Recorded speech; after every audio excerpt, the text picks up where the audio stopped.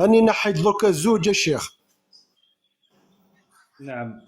ماذا كنت تستعمل؟ الانسولين. الأنسولين، حقن العقاقير؟ لا لا، الحقن الشيخ.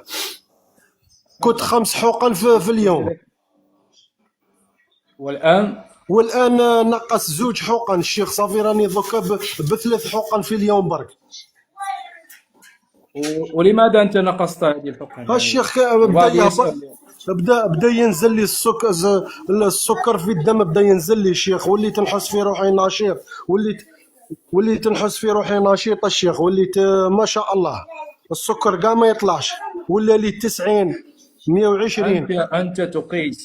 أنت تقيس بالجهاز، وهذا الانخفاض لأول مرة. أنت 27 سنة تقريبا وأنت تعاني هذا لا شيخ، النزول لأول الشيخ مرة. كنت، لا ماشي لأول مرة شيخ، كنت ندير حمية وكذا، بصح الحمية أثرت فيا الشيخ، كي شغل لك نتشهى أكلات، نتشهى كذا، بصح كي وليت ناكل يطلع لي 4 غرامات 5، وليت مع حمد الله كثير هبط لي حتى ل 90 الشيخ.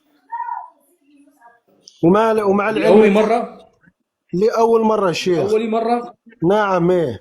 الله أكبر.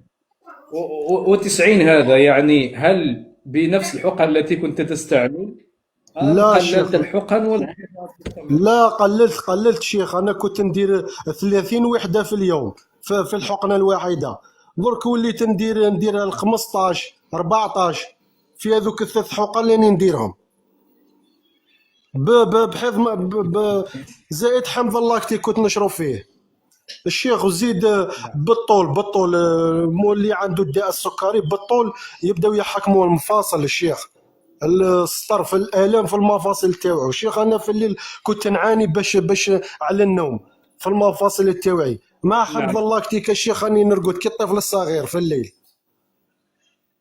ما شاء الله، والله يعني والله العظيم اختيارك هذه موفق ولا غير هذه للذين شهاده لله الشيخ. كانوا عندهم أحباب. نعم.